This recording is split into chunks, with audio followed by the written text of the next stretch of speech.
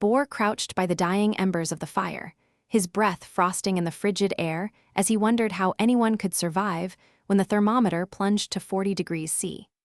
The answer lies not in mythic superhuman strength, but in a suite of clever, low-tech adaptations that Neanderthals honed over tens of thousands of years. First, they built shelters that were more than just a pile of stones. Archaeologists have uncovered the remains of semi-subterranean huts and mammoth bone frames insulated with layers of animal hides, spruce bark, and packed earth. The underground portion acted like a natural refrigerator in summer and a heat trap in winter, keeping interior temperatures a few degrees above the outside chill. Inside, they arranged sleeping platforms on raised wooden frames or stone slabs, then covered themselves with thick furs, often the pelts of the very mammoths they hunted, stitched together with sinew and plant fibers. This layered clothing system provided up to 30% more insulation than a single hide, a fact confirmed by experimental archaeology where replica garments retained warmth for hours even in a 30 degrees C wind tunnel. Fire was, of course, the centerpiece of their thermal strategy. Evidence from hearth pits in sites like Shanidar and La Chapelle-aux-Saints shows that Neanderthals collected dry tinder, inner bark, dried grasses, and even fungus spores to ignite sparks from flint-knapped stones. Once lit, they kept the flames alive by feeding them continuously with small, well-prepared kindling. The fire's heat radiated from a central pit, and the surrounding stones absorbed and slowly released warmth through the night, creating a primitive but effective radiant heater. But warmth didn't come from fire alone. Neanderthals were masters of body heat management. They huddled together, especially during the coldest hours, sharing the heat of a single fire. This communal sleeping arrangement not only conserved fuel, but also reduced the surface area exposed to the wind, a tactic observed in modern Arctic hunter-gatherers. Moreover, they practiced sleeping in the windbreak, positioning their bedding against the leeward side of a natural barrier like a rock outcrop or a dense thicket, which cut the wind chill dramatically. Nutrition played a hidden role in temperature regulation. High-fat meat from mammoths, reindeer, and bison provided the caloric density needed to generate internal heat. Stable isotope analysis of Neanderthal bones shows a diet rich in animal protein and fat, which raises metabolic rate and helps maintain core temperature during prolonged exposure to cold. Finally, cultural knowledge passed down through elders, who remembered which caves retained heat best, which plant resins made fire last longer, and which animal skins were the warmest, was essential. This intergenerational transmission of cold survival lore meant that each new generation could step into a 40 degrees C world already equipped with a toolbox of proven tactics. So when you picture Neanderthals shivering in the ice, remember they were, in fact, sophisticated engineers of warmth, using earth, fire, fur, and community to turn the harshest winter into a survivable season. How could a hunter-gatherer hunker down on a nighttime tundra that feels like a freezer set to 40 degrees C and still wake up with a functioning brain? The answer isn't a magic blanket, it's a clever use of the environment itself, and it's a technique that archaeologists have pieced together from wear patterns on stone tools, preserved fire pits, and the occasional frozen body. First, they chose a spot that already had a thick layer of compacted snow, often a wind-blown driftside or the lee side of a rocky outcrop. When snow is packed tightly, the air pockets between the grains are dramatically reduced, turning the snow into an insulating slab rather than a conductive blanket of frost. Think of it as a natural down jacket made of ice. Then they dug a shallow trench, about 20 cm deep, into the snow. The trench served two purposes. By lowering their bodies below the surface, they stayed out of the coldest air, which tends to settle right at the ground level. At the same time, the trench walls trapped the heat their bodies generated, creating a microclimate that was a few degrees warmer than the surrounding air. On top of the trench, they laid a layer of dry plant material, grass, pine needles, or shredded bark. These fibers are excellent insulators because they trap still air and wick away moisture. The plant layer also prevented any sweat from soaking the skin, which would otherwise conduct heat away. Over that, they added a second blanket of snow, carefully packed and smoothed. The snow layer, once compressed, acts like a thermal barrier. Its low thermal conductivity slows the loss of body heat, while the air trapped within the snow crystals adds a tiny but crucial buffer. Finally, they curled up into a fetal position, minimizing surface area exposed to the cold. Their heads were tucked against the chest, and any exposed limbs were tucked under the plant's snow sandwich. Some groups also wrapped themselves in animal skins, often the hide of a freshly killed reindeer, adding a layer of fat and fur that further reduced heat loss. Evidence for this practice comes from several sources. At the Kostenki site in Russia, researchers found clusters of firecrack stones arranged in a circle that matches the size of a sleeping pit, alongside preserved plant remains that could only have been used as bedding.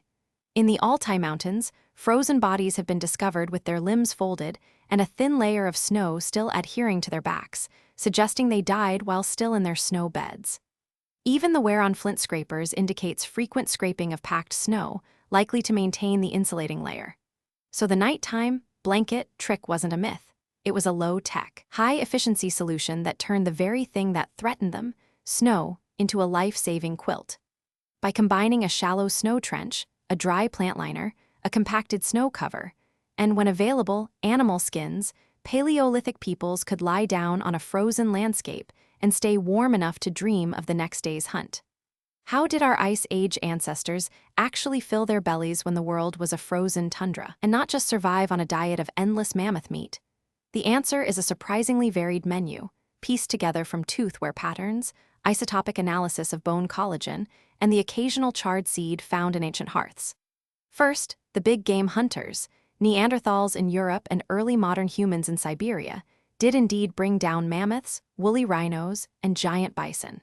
But they weren't chewing on a single 600-kilogram slab all day. Stable carbon studies show that protein from these megafauna made up roughly 30–40% of their calories, with the rest coming from smaller game like hare, Arctic fox, and even the occasional seal hauled out of icy waters.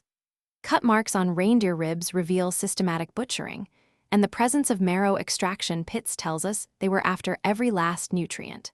What's more, dental microwear on upper Paleolithic teeth displays a mix of tough, abrasive particles and softer, more fibrous foods, signs that they were also grinding plant matter. Charcoal-preserved seeds of wild barley, wild rye, and even remnants of pine nuts have been recovered from caves like Les Catés in France. These finds, combined with pollen analysis, suggest that during the brief summer melt, people gathered berries, tubers, and underground roots such as wild carrots and edible bulbs. Evidence from dental calculus even contains DNA traces of fern spores and moss fragments, indicating that when the ground was still frozen, they turned to hardy greens that grow in crevices and meltwater streams. And let's not forget the occasional cheese of fermented milk. Some sites in the Altai show lipid residues consistent with early dairy processing, hinting that, at the very end of the Ice Age, humans were already experimenting with animal milk. So the Ice Age diet was a strategic balance: high-protein megafauna for energy and fat, supplemented by a surprising arsenal of wild plants, nuts, and even fermented products when the climate allowed. It wasn't a one-dish wonder. It was a flexible, opportunistic buffet that kept them alive through -30°C winters and brief, bountiful summers. Scientists still debate the exact proportions, but the growing body of isotopic and microbotanical evidence makes it clear. Our ancestors were far more culinary adaptable than the myth of the mammoth-only hunter would have you believe. How did our Ice Age ancestors keep a fire going when the wind could drop the temperature from -30 to -40 in the space of a single night? The answer lies in a surprisingly sophisticated system of fire hoarding that combined clever engineering, social cooperation, and a dash of prehistoric ingenuity. First, they had to create fire. Flint napping and percussion techniques allowed them to spark a blaze from quartzite or chert striking pyrite or iron-rich stones. Once a spark caught on a bundle of dry tinder, usually inner bark, fungus, or finely shredded grass, they nurtured the ember with a small fire pit dug into the ground and lined with stones. The stones retained heat long after the flames died down, turning the pit into a primitive heat bank. But a single spark would not survive a night in a cave, let alone a trek across a tundra. That's why ancient hunters gathered firestones, large, heat-resistant rocks heated until they glowed red and then buried in ash or sand to keep the heat steady. When the fire began to wane, they would carefully extract a hot stone, place it among fresh tinder, and rekindle the flame without starting from scratch. This method, known from sites like Kostenki in Russia and the Magdalenian caves of France, shows that people deliberately stored thermal energy. Transporting fire was another challenge. Archaeologists have uncovered tiny, handmade stone, fire carriers, essentially portable hearths at sites such as Dolny Vestanis. These were shallow depressions lined with ash and small stones, covered with a bark lid. The lid acted like a modern thermos. It trapped heat and protected the ember from wind and moisture while the group moved to a new hunting ground. Preservation didn't stop at heat. Charred wood fragments found in layers of ancient habitation indicate that people kept charcoal ready to ignite new fires quickly. Charcoal ignites at lower temperatures than raw wood, meaning a small spark could reignite a blaze even in damp conditions. Moreover, the practice of fire maintenance adding fresh twigs, pine resin, or animal fat to a dying fire, extended burn time dramatically. Resin, in particular, burns hotter and longer, and traces of resin residues have been identified on tools from the Upper Paleolithic, suggesting that early humans deliberately collected pine sap to fuel their fires. Socially, fire hoarding was a communal responsibility. In many sites, you'll find multiple hearths clustered together, each maintained by a different family unit but sharing a central core fire. This arrangement not only distributed the labor of gathering fuel but also created a safety net. If one hearth went out, the neighboring one could be used to relight it. Such redundancy is evident at the Lascaux shelter, where overlapping ash layers point to simultaneous, overlapping hearths. Finally, the cultural importance of fire cannot be overstated. The ability to preserve a flame meant more reliable cooking, better protection from predators, and a warm gathering spot where stories, knowledge, and even early forms of language could be passed down. In short, Ice Age peoples didn't just make fire. They banked it, stored it in hot stones, carried it in portable hearths, and tended it with resin and charcoal, turning a flickering spark into a lifeline that could survive the harshest Arctic night. How did our Ice Age ancestors stop a bleeding thigh when a mammoth-sized spear went astray? The answer isn't a modern band-aid, but a kit made from bone ash, moss, pine resin, and a handful of bitter herbs, everything they could gather from the landscape around their cave shelter. When a wound opened, the first step was to control the blood loss. Archaeologists have found fragments of charred animal bone in several Upper Paleolithic sites, and microscopic analysis shows those pieces were deliberately ground into a fine powder. This bone ash, when mixed with a little water from a nearby spring, formed a paste that acted much like today's hemostatic powders. The calcium phosphate in the ash promotes clotting by providing a mineral surface for platelets to stick to, and experiments with recreated Paleolithic recipes confirm it can reduce bleeding by up to 40% within the first few minutes. Next came the dressing. Thick, water-retentive mosses, often gathered from the damp floor of the cave or from the moss-covered stones outside, were layered over the paste. The moss not only soaked up any remaining blood, but also kept the bone ash in place while the wound began to close. To keep the dressing from slipping, hunters used strips of animal hide, twisted into rope-like ties, and wrapped them tightly around the limb. But the real secret weapon was the plant medicine. Ethnobotanical studies of modern hunter-gatherer groups show a consistent use of willow bark, rich in salicylic acid, to reduce inflammation and pain. In the Ice Age, similar bark, identified on fossilized tool fragments as *salix*, was likely chewed and the extract added to the bone ash paste. Other herbs, such as yarrow *Achillea millefolium *, and plantain *Plantago major *, contain natural antibacterial compounds. Their leaves were crushed and layered on top of the moss. This combination created a rudimentary antiseptic barrier that limited infection long before anyone knew about germs. If the wound was deep, the healer, often the oldest member of the group, whose experience with injuries made him the de facto medical officer, might have cauterized it with a hot stone. Experiments with replica stone tools show that a heated flint can reach temperatures of 500 degrees C, enough to seal small lacerations instantly. The charred edges left a scar, but the trade-off was a saved life.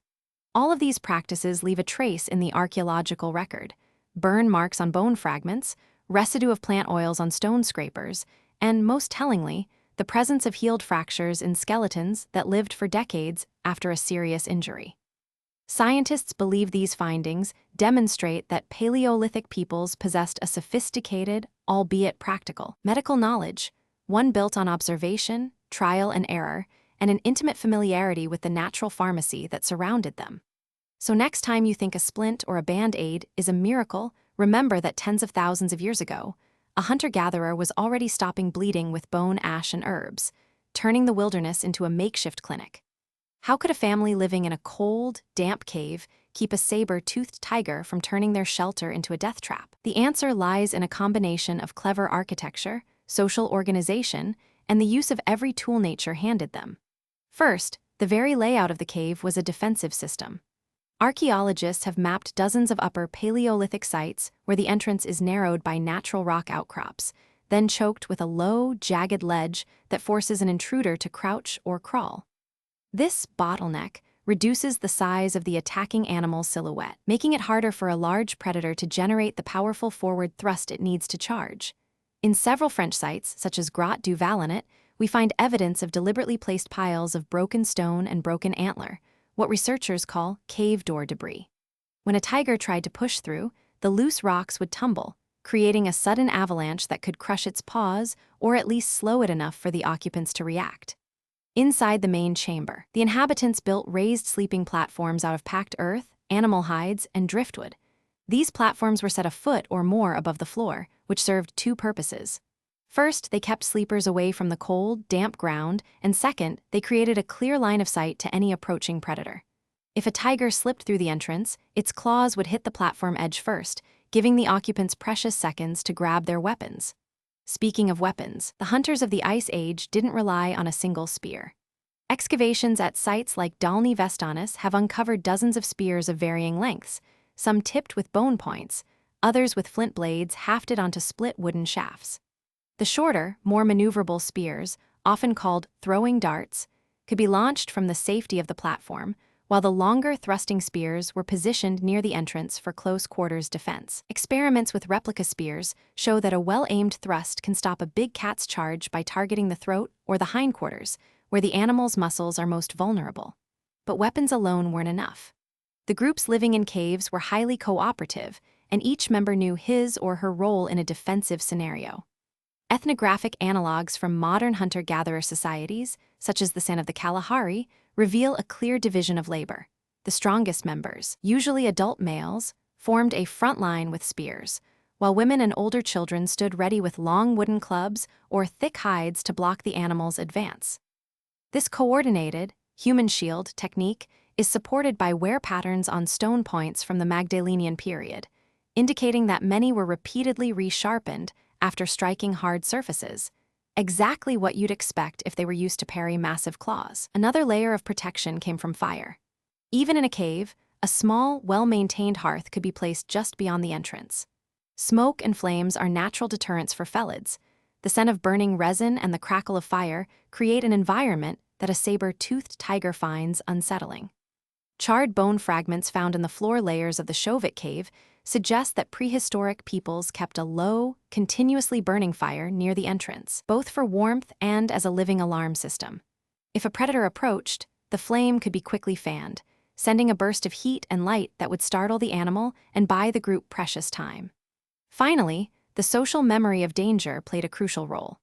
Cave paintings at sites like Lascaux depict large felines with exaggerated claws and snarling mouths, a visual record that likely served as a teaching tool for younger members. Oral traditions, reconstructed from the repetitive motifs in the art, would have emphasized the importance of staying quiet, keeping the fire alive, and never leaving the platform unattended at night. Over generations, these cultural practices became ingrained, turning the entire community into a living, breathing defense system. So when a saber-toothed tiger prowled the icy steppe outside, it didn't just face a lone hunter. It confronted a well-engineered fortress, a coordinated crew of spearmen, a wall of fire, and a cultural memory that knew exactly how to turn a fearsome predator into a fleeting shadow at the cave's mouth. How could a band of hunters-gatherers keep going when the mammoth herds moved on and the nights dropped to -30? The answer often lay not in the strength of the strongest men, but in the quiet authority of the oldest members of the tribe. Archaeologists have uncovered burial sites where elders were placed in the center of the group's hearth, and ethnographic studies of modern hunter-gatherer societies show that elder councils still decide where to move, what plants to harvest, and how to resolve disputes. These seniors carried a lifetime of embodied knowledge, how to read subtle changes in wind direction that signal an approaching storm, which lichens turn bitter when a frost kills the underlying moss, and the exact moment when a bear's scent indicates it has moved on. Their skin, scarred from countless encounters, acted like a living textbook. When a younger hunter returned with a wounded foot, the elder would press poultices made from moss and animal fat, a practice that experimental archaeology has shown can reduce infection by keeping the wound moist and slightly acidic.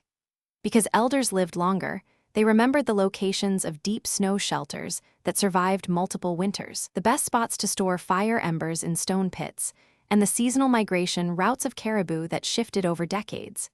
In the harsh glacial landscape, forgetting a shelter location could mean death by exposure. The council's collective memory also included stories of rare but deadly illnesses, like the parasitic tapeworm that once decimated a group in the Altai. By recalling which water sources became contaminated after a thaw, they could steer the community toward safer streams. Moreover, elders played a crucial social role. Their presence reduced intra-group aggression. Younger men were less likely to clash over a kill when a respected elder could mediate. This stability meant more efficient sharing of meat, which in turn improved overall nutrition and reduced the risk of frostbite caused by inadequate calories. In several Paleolithic sites, researchers have found a higher proportion of adult skeletons with signs of healed injuries, suggesting that older members actively cared for the wounded, extending the productive life of the group. Scientists believe that the elder effect was a key factor in the survival of Homo sapiens during the last glacial maximum. The combination of practical expertise, medical know-how, and social cohesion provided by the oldest tribe members created a buffer against the relentless cold, predatory threats, and resource scarcity that defined the Ice Age. In short, the wisdom of the elders wasn't just nice to have, it was essential for keeping the fire burning, the children fed, and the tribe alive. How could a newborn survive the biting wind of a 20,000-year-old glacier cave? That question might sound like a joke, but the evidence from dozens of Paleolithic sites tells us that early modern humans and even their Neanderthal cousins had a surprisingly sophisticated baby care kit for life in the deep freeze. First, the location of the birth itself was no accident. Archaeologists have found hearths surrounded by clusters of tiny animal bones and stone tools in the same stratigraphic layers as adult remains. Those hearths were not just for cooking. They created a warm microenvironment, often a few degrees hotter than the surrounding rock, where a mother could give birth and a newborn could be kept from hypothermia. Experiments with replica stone fireplaces show that a well-built fire in a narrow cave can maintain a stable temperature of around 15 degrees C for several meters, enough to keep a naked infant's body heat from draining away. After the first cries, the infant was wrapped in furs and skins. Microscopic analysis of residue on Upper Paleolithic clothing fragments reveals a high proportion of bear and reindeer pelts, both excellent insulators. Mothers would also use cave blankets, large woven mats of plant fibers soaked in animal fat, to line the floor of a sleeping niche, creating a dry, insulated cradle. Feeding was equally critical. Stable isotope studies of dental enamel from Ice Age children show a diet heavy in protein from meat and marrow, supplemented by wild berries and tubers when the season allowed. The mother's milk provided the necessary calories and antibodies, while communal nursing appears likely.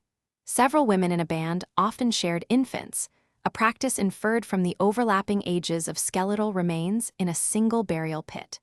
Protection from predators was a group effort. Cave paintings and stone tool assemblages suggest that adults set up a perimeter of broken spears and sharpened sticks around the sleeping area. In some sites, a watch post, stone, heavier than surrounding debris, has been interpreted as a makeshift barricade to block wolves or hyenas from slipping into the sleeping chamber. Finally, the role of elders cannot be overlooked. Osteological data show that many individuals over 60 lived long enough to see multiple generations. Their accumulated knowledge of fire maintenance, birthing techniques, and herbal wound care was passed down orally. In a culture where every breath could be a matter of life or death, those seasoned hands were the ultimate safety net for a tiny, helpless human trying to grow up in a world that was literally ice cold.